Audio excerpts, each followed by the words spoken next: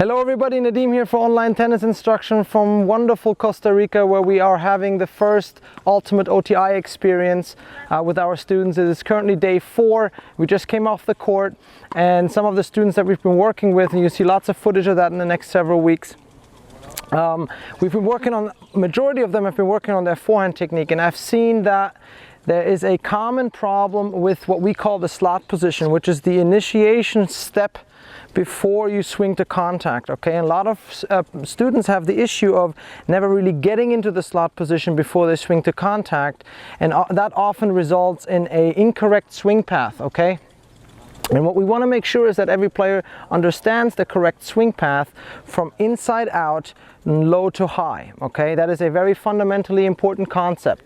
What I mean by that is, as I was working here with Greg and the guys, what was really cool is that we were coming to the conclusion that we can illustrate this in describing steps. And what I would like to talk about is when you swing and you get into your slot position, that is step 1. Okay, step 1 is the lowest step. Step 2 is the contact, which means you're swinging from step 1 to step 2, low to high, inside out. And then step 3 is the finish, is not the finish position, is the elevation of the elbow from the shoulder. Okay, so if you think about it this way, I'm swinging, I'm preparing my forehand swing, I'm getting into my slot position, now I'm swinging up and away to contact, and I maintain that same structure to go past contact. That's step 3. From here, my finish can vary. So if you're worried about what particular finish to look at, don't worry about the 3 steps. Step 1, the slot position, which is the lowest step. Step 2 is the contact point, which is further up and away from the body. Step 3 is even higher with the same structure that I had in step 2, and then my swing can finish. So I can show you a couple different finishes.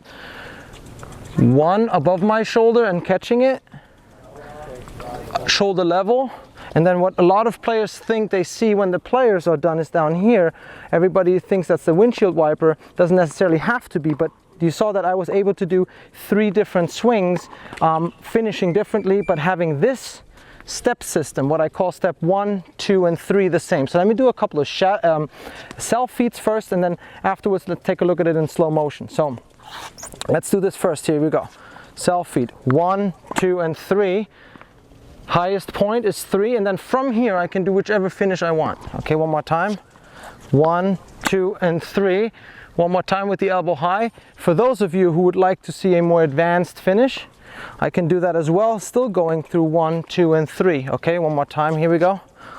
2 and finish by my side right here. But you see that I still come up and out first, and that is the single most important part that I found happening to our students here in Costa Rica, is that the swing path was not properly done, and it was a lot of swinging outside in. So in other words, the slot position was too high and often too far away. So if you can get into the slot position low and close to your hip, and then swing away upwards and continue that structure, you have a much better chance of getting the correct swing path and improve your forehand. Okay, so let's take a look at these shots in slow motion.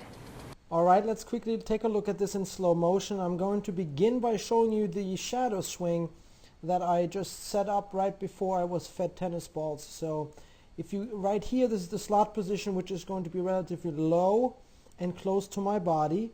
Then right here in step 2, that is my contact point, you will see that my hand is now significantly further up and away and higher. So that is step number 2, which you can also look at it as 3 different stairs, if that makes more sense. And then step 3 is that the structure remains the same, and I continue to swing up and out, and you still see that my hand has not really changed its posture at all. It's higher.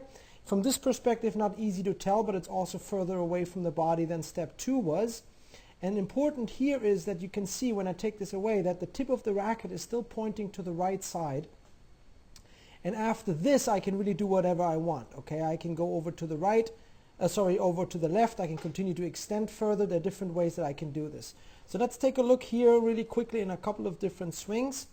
So I'm going to give you different finishes, but you will see that all the 3 finishes have one thing in common, and that is the step system. So I'm going to pause it in a slot position. So right there, that's slot position So I want to make sure that you guys all understand that is close and low is the lowest step.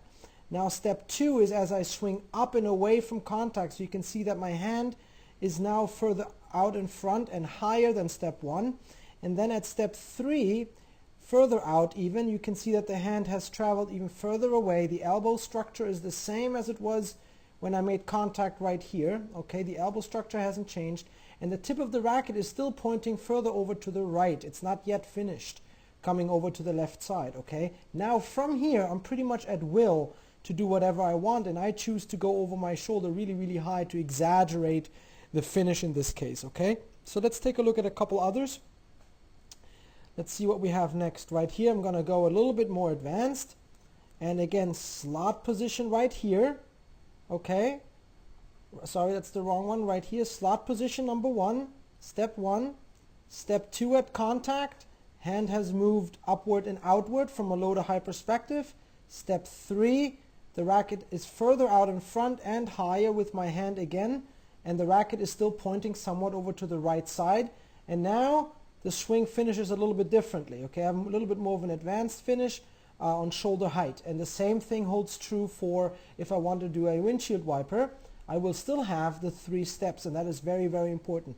Get to step 1, 2, and 3. If you can, you will see that your forehand gets a lot more consistent simply because your structure of your hitting arm will be in the right position throughout these 3 steps. Okay, now keep that in mind, give it a shot, and let me have some reviews and some comments from you guys so we can take this to the next level and get your forehand to where you want it to be.